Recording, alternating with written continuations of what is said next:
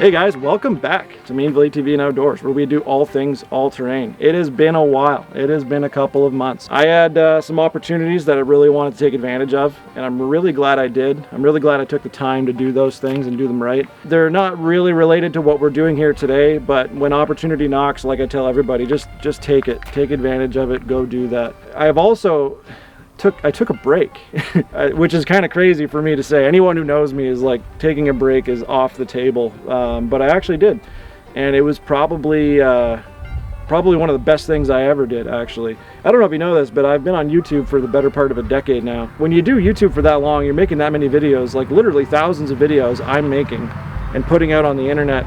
It takes a lot of work, a lot of effort, scheduling, talking with people. I'm a one-man band, so a lot of this stuff is just a ton of work. Taking a break was actually really nice, and honestly I think I'm going to do more of that in the future, and just not for 2 months. Yeah, it was so worth it. So there's a few things changing, and this is the first video to kind of explain some of that stuff. We do have the Maverick Sport Turbo for sale, and we also have this Renegade for sale. The only reason they're for sale, don't panic, is because we're making room for new builds. So those have to go. The side-by-side is going to stay at my house, and I am going to ride it periodically here and there just because it's the only side-by-side I currently have. Just so I can get on some trails and do some stuff. This one's actually going to Pete Sales and Service with me today, and it's going to go on consignment. But both of them, if you're interested, reach out. I can get you financing, you know, we can work out a deal, whatever. They are for sale. They're very low mileage and hour units because honestly, in the time that I've owned both of these machines, a lot of crazy stuff has happened in my life, so I didn't get a ton of hours on these machines. So they're in great shape, so hit me up if you want to purchase these. So the Gen 3, that's another thing, and that's kind of the main topic of today, and the reason why I'm actually going to Pete's is it has to get a tune. I don't know exactly all the details as of making this part of the video, but there is some problems with the Gen 3s turning off in water, which I've had, and one of the reasons why I haven't been riding it is because I'm nervous about that. So we're going to figure out a few of the details as to why they're shutting off in water. There's other people who know way better than I, and just recently I saw a video of Dave Ostercruiser. He was mentioning it, and it sounds like they developed a fix, and I know they're available at dealers here in Canada anyways as of right now. So I'm going to go get that installed. I'm going to figure out what's going on with it, see if we can remedy that, and then get back out on the trails. So we're going to hop in the truck, we're going to get down the road, we're going to go to Pete Sales and Service.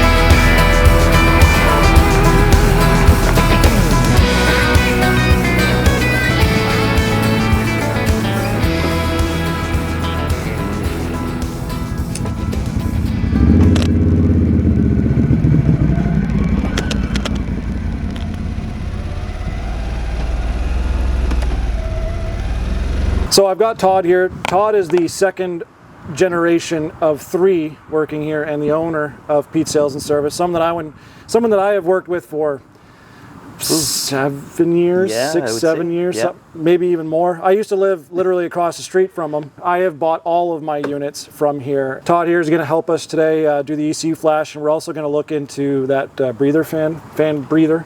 Breather tube recall, yes. So there's 2 recalls on it, the one being the ECM reflash and the other one being the breather tube for the fan that's not properly plugged in. I'm not sure if it's on all models. Definitely worth a check though, because water gets in that breather tube, it's going to rust up the fan and it's not going to work. So the first thing we're going to do is this ECU flash. We might as well get that started. Underneath your seat, especially on the newer models, I think somewhere around 19 or 20 they started doing a connector underneath the seat instead of having to pin into the ECU.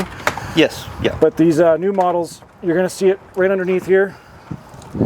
there's a little plastic cover, and you pull out your connector, And they there it is. make mention of it there, DLC. What's DLC stand for? You have no Data link communication? connector? Yeah! I have no idea. You're good to go there. Dealer? Dealer location connection. But we're going to get that hooked up. Just need to power up. Okay. Do I have to bump it? Just had to, there we go. Now on his computer here, he has Buds 2 open. This flash can be done on Buds 2 or 3 according to Bulletin. Exactly. Buds 3 is our newest program. And this is a mandatory flash? Yes, is what it's saying? that's so right. Yep. This is something they want done to all machines as soon as you can? Yes. So, I mean, even if you were to take your vehicle into the dealer for anything, a service or oil change or whatever, and they plug in to reset the hours or anything, this should pop up, show the dealer that there is a mandatory reflash for your ECM. When I contacted you, you actually went, and there's a bulletin system for dealers to communicate with each other and BRP? Yeah, we go on to what we call Boss Web, and on there you can just basically type in, if you have a question about anything, and I typed in XMR installing, and boom, there it was. And it came up with the bulletin, which I'm not sure you were aware, but there was 2 bulletins at that time, the other one being for the breather tube. Right. I didn't actually even know about the breather tube. I knew there was premature fan failure going on. Okay. But I didn't know if Can-Am already had a sorted out or what they were doing. So we're getting both of those fixed today. We actually already had a look at the vent fan because we want to know what we're doing. We had a look, and it showed us what to do and have a look.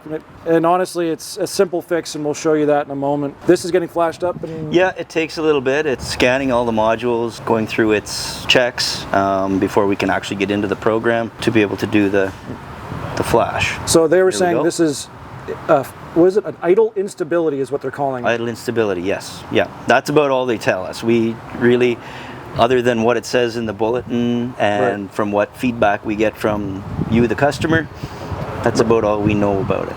Well, I know they're getting lots of feedback right now because a lot of us are experiencing it. It sucks that people are buying $20,000+ machines. They get in the water and they have an issue like this. So obviously Can-Am is on it as quick as possible. If you guys have seen Austin Cruiser, he has 2 videos. One where he went out to a mud ride and his shut off in the water. They promptly corrected that. He's been going back and forth as well as many other riders out there, and BRP came up with a plan, and this is it in action, and we're getting that addressed now. So like you said, you know, riders give feedback. This is what's going on. Hey, we have a problem, and obviously they have a fix. So get out to your dealers. This is available now for sure. Yes. Because I've talked to a few dealers. And both platforms, Buds 2 and Buds 3. So there shouldn't be any problems that way. No, even if your dealer only has the Buds 2, it's on there too. Yeah, and a flash is like 30 minutes, an hour max, depending. Well, no, usually it doesn't take too long. This one here looks like it's loading pretty slow, so we might be a little bit here. 10, 15 minutes or something like that. It's sorting itself out. Yeah. Now for the rad. So you have a rad fan, and it requires a breather. There wasn't a step to install a hose into its little housing, essentially, and that's what we're correcting here now. So BRP has sent out a little diagram, but essentially you just got to take off some of your pieces here up front. Oh, some of the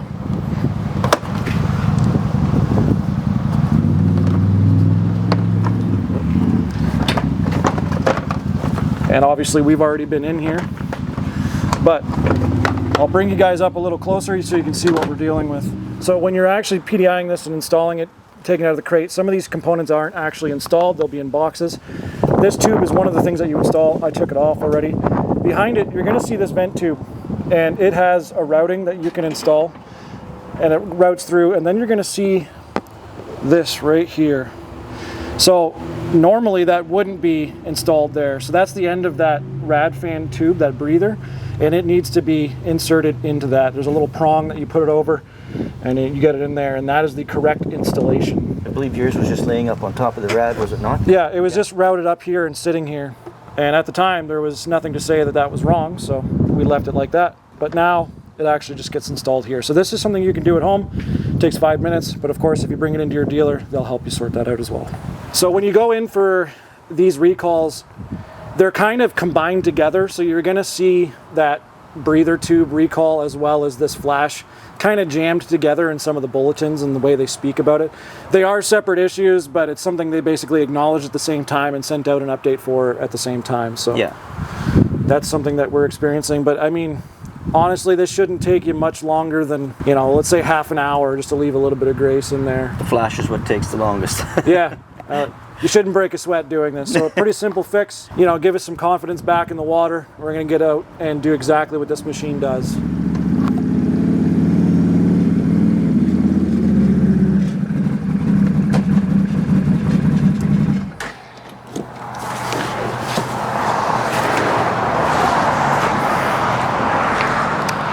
So there you have it, guys. This machine is for sale. Fully dialed in, ready to go, low hours, low mileage. Honestly, yes, I used it the way it was intended to be, but believe me when I tell you it was fully serviced, taken care of. It has so much life left to live. As you see it is as you get it. I didn't remove anything from it. The clutches, the fuel tanks, like storage, exhaust, all of it is still there. So I'm asking $19,999, $1 less than 20K Canadian. Financing available here at Pete's, and of course the Maverick Sport is also for sale, but I'm going to keep it at home for a little bit in case I want to go for a side-by-side ride. So if you want to reach out, make sure to reach out to either Pete's or myself. We can get this sold to you. If you have any questions, just ask us, or you can go to mainvillatv.ca.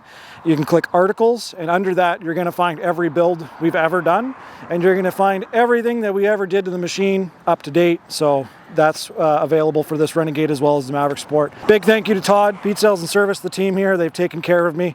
We got the Gen 3 fixed. We'll see how that goes in the future. Of course, we have all of this going on, and I got to see some really cool machines and some updates behind the scenes. So definitely reach out to Pete's if you ever need anything. They're an awesome dealer. They're located here in Petawawa, Ontario, and they are open to doing business with whoever, whenever. So big shout out to them. They've been a great support for me. Every machine that I've ever purchased has come from right here for a reason. So thank you again, and we'll see you guys next time.